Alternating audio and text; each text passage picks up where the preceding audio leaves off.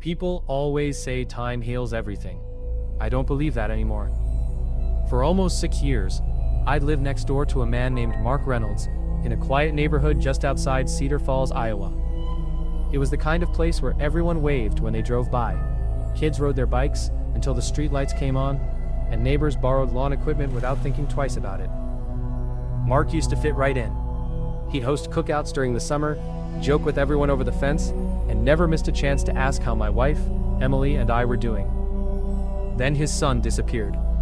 His 15-year-old son, Ethan, vanished without a trace one October afternoon after leaving school. No ransom, no witnesses, nobody, nothing. The entire neighborhood searched for days. Volunteers searched the woods. Helicopters flew overhead. News vans parked outside the Reynolds house for weeks. Emily and I joined search parties whenever we could, hoping we'd somehow be the ones to find him alive. We never did. As the months turned into years, the neighborhood slowly stopped talking about Ethan. Missing person posters faded in the rain before disappearing altogether. New families moved in who didn't even know what had happened. But Mark never looked the same again. Every time I saw him outside, he looked like he hadn't slept. His wife, Karen, barely left the house anymore. Whenever they invited us over for the occasional summer barbecue, the laughter always felt forced. Conversations would suddenly stop whenever someone accidentally mentioned kids or family vacations. It was obvious neither of them had ever moved on. Honestly, I don't think anyone could. Last Saturday started like any other. I was wheeling my trash cans to the curb when I heard someone call my name. "Hey, Ryan." I turned and saw Mark standing at the edge of his driveway. He looked exhausted. His gray t-shirt was stained with dirt, and there were dark circles under his eyes that somehow looked worse. "You got a shovel I could borrow?" It wasn't an unusual request. We'd borrowed tools from each other plenty of times over the years. "Yeah," I said. "Hold on." I walked into my garage and grabbed my best digging shovel. When I handed it to him, he gave me a quick nod. "Appreciate it." "No problem. What are you working on?" For just a second, he hesitated. "Just fixing something out back." Then he turned around before I could ask anything else. At the time, I didn't think much of it. If anything, I figured he was finally giving himself a project to keep busy. Looking back now, I wish I had trusted my instincts. About 20 minutes later, I walked upstairs to my home office. The room overlooked both our backyards, and while answering a few work emails, I happened to glance out the window. Mark was digging. Not planting flowers, not replacing a fence post. He was digging what looked like a grave. Every few shovelfuls, he'd stop to catch his breath before climbing back in and throwing more dirt onto the growing pile beside him. I remember thinking, why would anyone need a hole that big? He was 56 years old. Digging something like that by yourself looked miserable. I actually felt bad for him. So I headed downstairs, grabbed my second shovel, and walked through the side gate into his backyard. "Mark," I called. "I figured I'd give you a hand." The second he looked up, everything changed.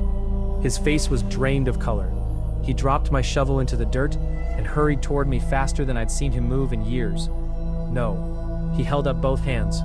"No, Ryan. I'm good." I laughed awkwardly. "Come on, it's not a big deal." I said, "No." His voice was sharper now, almost panicked.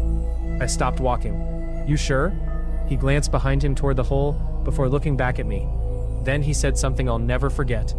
"I can't let you use that shovel in. I don't need help." Not, "I'm almost done." Specifically, "I can't let you use that shovel." I stared at him, waiting for him to explain. He never did. Instead, he pointed toward the gate. "You need to leave." For a second, I honestly wondered if I'd done something to upset him. I didn't argue. I just turned around and walked back home. But the whole time, I could feel him watching me. And for the first time since we'd been neighbors, I couldn't shake the feeling that something was terribly wrong. I didn't know it yet, but before that day was over, I was going to see something I could never unseen. I tried to convince myself I was overthinking it. Maybe Mark was embarrassed that he couldn't finish the job on his own. Maybe he'd snapped because he'd been carrying around years of grief. Losing a child has to change a person in ways most of us can't understand. That's what I kept telling myself. But no matter how many excuses I came up with, one thing didn't. Why couldn't I use my own shovel? Not, I don't need help. Not, I'm almost finished. He specifically said he couldn't allow that shovel to touch his backyard. The wording bothered me more than it should have. I couldn't let it go. Around half an hour later, I found myself back upstairs, pretending to organize paperwork on my desk while stealing glances through the window every few minutes. Mark was still digging. The hole looked even deeper now. He'd climb out, wipe the sweat from his forehead with the sleeve of his shirt, then climb back in without taking much of a break. There was something mechanical about the way he moved. Like he wasn't just digging, like he was racing against something. Or someone. Eventually he stopped. He rested both hands on the shovel and slowly turned in a full circle, scanning the backyards around him. His eyes drifted across every fence, every window, every rooftop. Checking. The second his eyes landed on my window, my stomach dropped. Our eyes met. For a split second, neither of us moved. I ducked away from the glass so fast I nearly knocked my desk chair over. I stood against the wall, barely breathing. Great job, Ryan. Now he knows you've been watching him. After nearly a minute, I worked up the nerve to peek again. The backyard was empty. Mark was gone. The shovel was lying beside the hole. The back door to his house was closed. The rest of the evening felt wrong. Emily noticed it before I even said anything. You've been staring out that window for an hour. Huh? You okay? I forced a smile. Yeah, just tired. She raised an eyebrow. You sure? Work's been stressful. It was a terrible lie. But I wasn't about to tell my wife that I'd spent the afternoon spying on our grieving neighbor because he was acting strangely. Not without proof.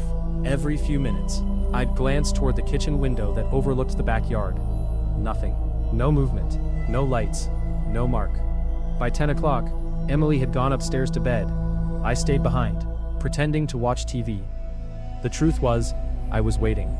If Mark really had something to hide, I couldn't imagine he'd finish whatever he was doing in broad daylight. He'd wait until everyone was asleep. Around midnight, I almost gave up.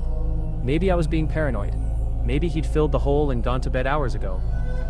I shut off the television and headed upstairs. I don't know how long I'd been asleep. Maybe an hour, maybe less. Then I heard it. A pause. Another pause. Metal cutting into dirt. My eyes snapped open. The digital clock on my nightstand read 1:32 a.m. I held my breath. There it was again. Someone was digging. I quietly slipped out of bed, careful not to wake Emily. She rolled over slightly, but stayed asleep. I eased toward the bedroom window and slowly pulled back the curtain. The backyard was almost completely black. The only light came from a thin slice of moon hanging over the neighborhood. I couldn't actually see Mark, but I could hear him. Every few seconds,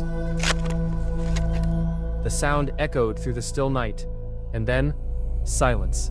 Complete silence. I waited. Nothing. That's when I made the worst decision I've ever made. Instead of going back to bed, I quietly slipped on my shoes, unlocked the back door, and stepped outside. I told myself I was just going to look over the fence. Nothing more. I had no idea that within the next few minutes, I'd come closer to the truth than I ever wanted to. The night air was surprisingly cold. As soon as I stepped onto the patio, every sound seemed louder than it should have been. Crickets, leaves moving in the breeze, even my own footsteps across the grass felt deafening. I kept telling myself this was a terrible idea. If Mark caught me in his yard, there was no innocent explanation for it. But my curiosity had already gotten the better of me. I reached the fence that separated our properties and carefully looked over the top. There he was. Mark stood inside the hole with his back to me, breathing heavily as he drove the shovel into the dirt one last time. He leaned against the handle for a second, almost like he was exhausted. Then, without another scoop, he climbed out of the hole. I quickly ducked behind the fence. A second later, I heard his back door slide open, then shut. He'd gone inside. I stayed perfectly still. 5 seconds, 10, 20. No footsteps, no voices, nothing. I should have gone back inside. Any reasonable person would have. Instead, I climbed over the fence. The second my shoes hit the ground in Mark's backyard, a knot formed in my stomach. Everything suddenly felt wrong. The swing set Ethan used to play on years ago was still standing near the back fence, rusted and leaning to one side. It hadn't moved in years. Neither had the old basketball hoop. It was like time had frozen the day his son disappeared. I swallowed hard and forced myself toward the hole. Every step felt slower than the last. By the time I reached the edge, my heart was pounding so hard I could actually hear it. I looked down. At first, I didn't understand what I was seeing. Fresh dirt, loose rocks. The hole was deeper than I'd realized from my window. Then the moon slipped out from behind the clouds. A small corner of something black caught the light. Plastic. A black garbage bag. Only a tiny piece of it was sticking through the dirt at the bottom. Like someone had tried to bury it, but hadn't finished covering it completely. I stared at it. My mind immediately started trying to explain it away. It's probably yard waste, maybe construction trash, but none of those explanations felt right. If it was just garbage, why bury it? And why react the way Mark had earlier? I found myself taking one slow step closer, then another. Before I knew it, I was standing right at the edge of the hole. I kept looking from the bag to the back door, then back to the bag again. My brain was arguing with itself. Look inside. No. Get out of here. You'll regret leaving without knowing. You'll regret knowing even more. I don't know how long I stood there. Maybe 10 seconds, maybe 30. It felt much longer. Finally, I made my decision. Nope, I whispered it out loud. I turned around and started walking away as fast as I could without running. Halfway across the yard, instinct took over. I sprinted. I climbed back over the fence, stumbled into my own backyard, and quietly shut the gate behind me. Just as I reached my patio, I heard Mark's back door slide open again. Keeping low, I peeked through a gap in the fence. He stepped outside, carrying a large flashlight. Not another shovel, a flashlight. He slowly swept the beam across his backyard, across the grass, across the fence line, across the exact spot where I'd been standing less than 10 seconds earlier. I stopped breathing. The light moved closer, then closer. It lingered on the fence between our houses. For one terrifying second, I was convinced he'd seen footprints leading into my yard. Instead, he lowered the flashlight. Without saying a word, he walked around the side of his house and disappeared from view. I waited. 1 minute, 2 minutes, 5. He never came back, locked every door in the house, and quietly climbed into bed beside Emily. She stirred just enough to mumble, "You okay?" "Yeah," I whispered. I just couldn't sleep. It was the biggest lie I'd told her in our entire marriage. Because sleep was the last thing I was going to find that night. I couldn't stop thinking about that garbage bag, or why Mark had come back outside with a flashlight instead of the shovel. It almost felt like he wasn't checking on whatever he'd buried. He was checking to see if someone else had found it. And by morning, things would only get stranger. I don't think I slept more than 20 minutes that night. Every time I closed my eyes, I pictured that corner of the black garbage bag sticking out of the dirt. Eventually, sunlight started filtering through the blinds. I was already awake. The first thing I did was walk over to the bedroom window. I pulled the curtain back just enough to see into Mark's backyard. The hole was gone. Completely gone. It looked as if it had never existed. The dirt had been packed down so neatly that if I hadn't watched him digging the day before, I would have assumed that part of the yard had never been touched. My stomach sank. So, he finished whatever he was doing. I stood there for another minute, scanning the yard for anything unusual. That's when I noticed his driveway. His SUV was gone. Instead, it was parked along the street in front of his house. I frowned. That made no sense. Mark always parked in the driveway. Always. Unless he'd needed quick access to the garage overnight, or he'd loaded something into the back of the SUV after I went inside. The thought made my skin crawl. I immediately tried talking myself out of it. "You're making assumptions. You don't know what happened after you went to bed. For all you know, he just moved his car so he could work in the driveway." But deep down, I didn't believe my own excuses anymore. Emily walked into the room carrying 2 mugs of coffee. You've been staring out that window an awful lot lately. I quickly let the curtain fall, just checking the weather. She smiled. Through the neighbor's backyard? I guess. You've been acting strange since yesterday. I looked down into the mug. Should I tell her? Tell her about the hole? About sneaking into Mark's yard? About the garbage bag? No. Without proof, it sounded insane. And if I was wrong, I'd be accusing a man who'd already suffered more than anyone should. I've just got a lot on my mind. She studied my face for a second, then finally nodded. If you say so. I hated lying to her, but I hated the truth even more. Around lunchtime, I decided I'd at least get my shovel back. Not because I actually cared about the shovel. I wanted to see how Mark acted. Maybe I'd realize I'd been overthinking everything. Maybe there was a perfectly reasonable explanation. I walked next door and knocked. No answer. I knocked again. Still nothing. His truck, or rather his SUV, was sitting outside. I knew he was home. Just as I turned to leave, I heard the deadbolt click. The front door opened only a few inches. Even worse than yesterday. His eyes were bloodshot, and his clothes looked like he'd slept in them. His voice was barely above a whisper. Ryan. Hey. I tried to sound casual. Just wanted to grab my shovel whenever you get a chance. For several long seconds, he didn't respond. Then he glanced over his shoulder into the house before looking back at me. His jaw tightened. I'll bring it over later. No rush, I said. I said. His tone suddenly hardened. I'll bring it over. The words hit like a slap. There was no anger in his voice, no frustration, just fear, like he desperately wanted this conversation to end. I slowly nodded. Okay. Without another word, he shut the door.